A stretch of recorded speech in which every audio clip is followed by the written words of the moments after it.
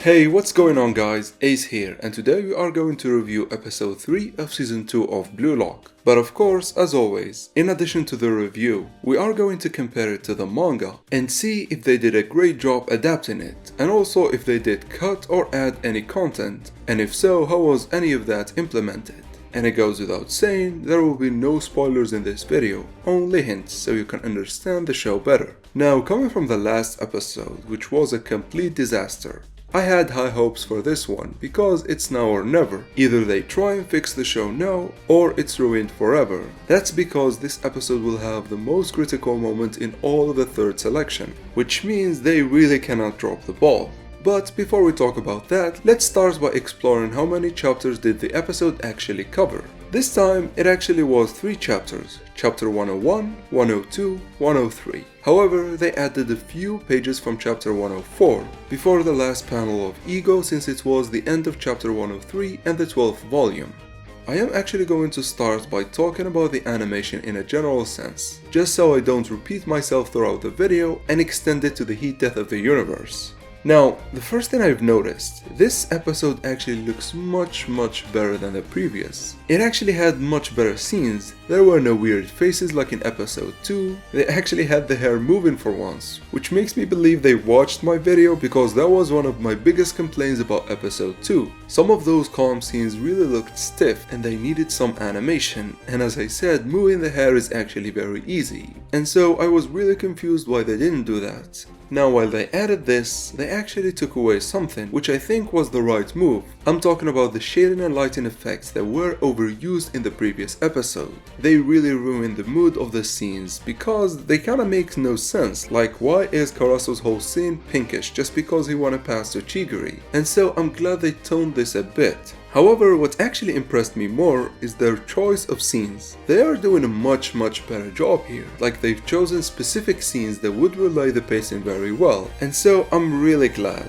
Now obviously there were many problems with the animation, like there are still many stiff scenes and still images running rampant throughout the episode. However, this time I feel they are trying to keep them to the minimum, because the stiff scenes are actually much shorter and they are using a lot of moving CGI, because honestly, let's face it, what's worse than moving CGI? Well, stiff CGI. And so I'm really glad we got rid of that. But enough about the animation and let's jump into the episode, which funny enough starts with a recap from the previous, so I'm going to skip it completely. The real start of the episode comes in the form of Rin and Shiro's clash. They really can't play together, and here are the subtle movements that I said they added, especially to Isegi's hair, which I think they are great as they amplify the non-sports scenes. And to my surprise, Hiyori's face actually got fixed and he looks so much better. I mean, for once his eyes are smaller because in last episode they really took half of his face, which kinda gave him a weird look. However, here he looks way better. Isegi here looks amazing as well. Again, these subtle animations add a lot to a scene, and with the insane art style of season 2, it's looking really great. However, I'm not going to explore what Isegi is thinking because it happens exactly like the manga. So let's move forward. The game resumes and immediately the animation is a bit better. Not by much, but again, I appreciate it. The whole thing with Otoya stopping Rin was the same in the manga, and really shows how high of a level he has, because before no one could stop Rin and his 1-2s. Then in the same fashion, Karaso goes and kills Isegi's off-the-ball movements. And here we get Nanase's intervention. In the manga, Karaso's face was really funny as he watched Nanase trying to do his best. It was as if, what the hell you doing, dunce? But they skipped that in the anime, which, I don't know, I really would have loved to see Karaso do that face. But this is not a big deal. What is a big deal, what is amazing, is these exclusive scenes. First, Nanase explaining how he felt, and how him linking with Isegi made so much sense, because he could not understand both Ren and Shido. Then there is Isegi evading Karaso's hand, which didn't happen in the manga, and I think was such an amazing addition, that made Isegi's playing style look really slippery, which I think was a great move. They used the 3D chess scene again, but this time the attack is building slowly, and so I think it fits perfectly here, unlike episode 2 where they completely killed the pacing with it. In any case, I loved Otoya's scene here. he really seems like he is covering Rin better than anyone so far. The anime is actually handling Otoya far better than the manga, which he didn't seem to have done much there, and I think this is great. Then the whole thing with Shido's scoring was the same as in the manga, but this time they perfected the pacing. As soon as Isagi passed, all of a sudden, the music stops and Shido says, "Nice assist," breaking all of what Isagi and Nanase built so far and taking the goal to himself. And hey, even the animation here is good overall. It's not really great, but it is acceptable and I think I like it.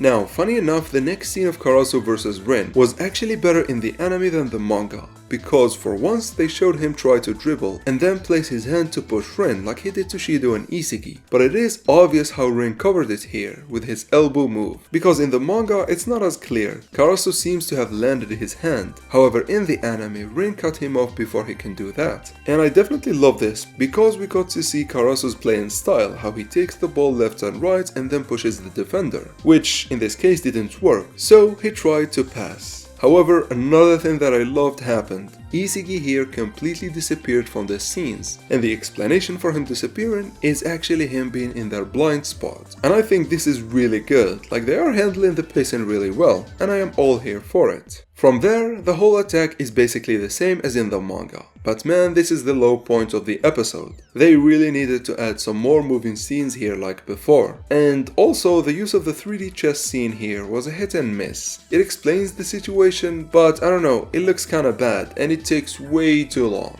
But in any case, the whole thing with Isagi being one move short is the same as in the manga. But I don't know, it looks kinda stiff too. But honestly, I'm not going to talk about it.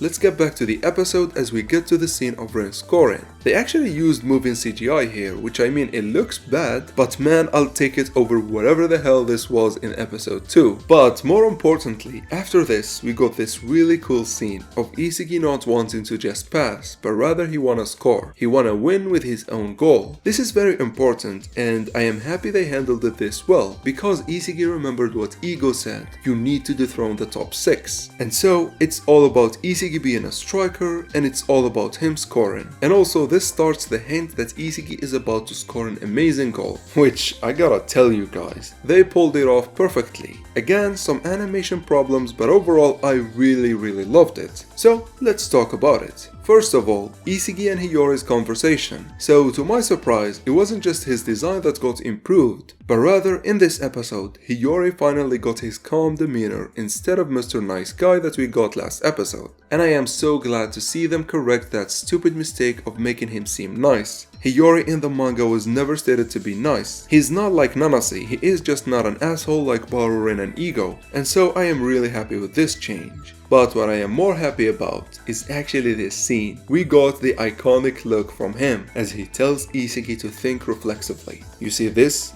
word, reflexively, is going to change Blue Lock. When I tell you guys, this is such a huge deal, because it will help Isagi bridge the gap between him and the world's best. Think about it, him being able to see, understand and react faster than anyone is actually very crucial and is exactly what he needs to compensate for the lack of physicality. And so I am really glad they did it justice here and they got it looking this good. However, let's carry on and talk about Shido stopping Chigiri. I mean, art-wise it looks cool, but man, they really needed to do an animation here. Otherwise, it looks confusing and bad. Shido jumped to get the ball, but all of a sudden it is cleared. Like, understand, if you think about it you get it, but this is really bad. This is the worst scene in the whole show, which I don't know, I think at this point we should get used to them ruining some scenes. But enough about it, let's just move on. The build up with Rin and Nanase looks good, and the whole thing is flowing well. I mean, we are getting low FPS animations, but hey, I will take it over the PNGs.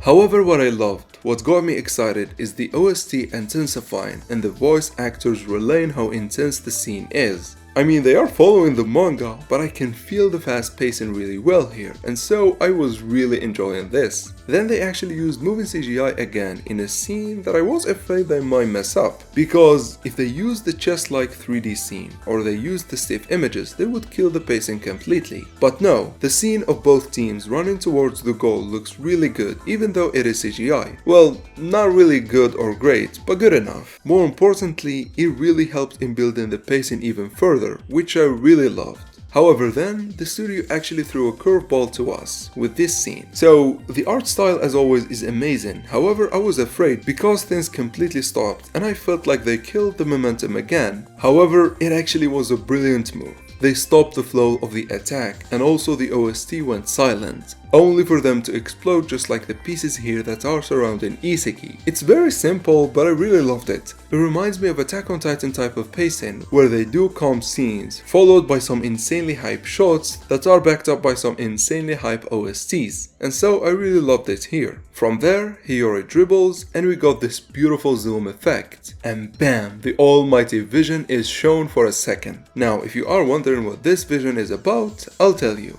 This is another world-shattering power in Blue Lock. It is on the level of the play Rim pulled off in the last episode. Hell, it surpasses it sometimes. And so I'm really glad they did it justice. I mean, the lighting was a bit excessive, but I think it hides the eyes very well. This way, they really do not spoil anything for us. And honestly, for how important this moment really is, I am really relieved they perfected it this well. As for what this means, Iseki is moving reflexively, he beats both Rin and Shido in an amazing scene. I mean, it's a bit stiff, but I don't think it looks bad or anything, it looks good. Because Iseki looks scary, Rin and Shido look shook, and the aura effects are really crispy. Then Iseki simply shoots, and it's their win. Now, it was at this moment that I realized what this season is missing. If you think about it, the shots have no aura behind them, unlike the manga in season 1, where for example we had Rin's aura that looked like water, Baru's aura that looked like dark lightning, and so much more. However, in this season all the shots look the same, which I really do not appreciate. This is honestly such a minuscule change, but I think it would make the second season a bit better, which at this point I really think they need all the stops they can pull. In any case, after that we actually get another anime exclusive scene with Iseki doing this superhero landing. It never really happened in the manga, and I think it was such a great addition that really cemented Iseki as a badass character. Then here, these two scenes of Shido and Rin talking to Iseki are actually taken from chapter 104. However, it was cut off because Rin did not simply just go away. Something big happened here. But I think they are going to use that as a very explosive start to the next episode. And finally, we go back to the last two panels of chapter 103, which are all about Ego and him talking about this thing called flow. Now, flow is something that will be fully explained in the next episode or the one after it. And so, there isn't really a need for us to cover it here. And actually, let's talk about what happened after the ending, because we see the scene of Ryo getting chosen, and it's time for him to prove his playing style next to Nagi and Yukimiya. And so this acted as a cliffhanger to the next episode, which I think is really amazing. However, with this we reach the end of our review. Overall, I think the episode is, well, good enough. I don't think it is great by any means, it's not even close to greatness. And it had so many glaring weaknesses, however I can feel the studio trying to correct each and every one of them. And so I would give it a 5 or a 6 out of 10, and I really do not think it deserves any better. However, with that, we are done with the video, guys. As usual, tell me what do you think of this episode and how the studio handled it. But with that, I really hope you enjoyed this video, and until next time, thank you for watching.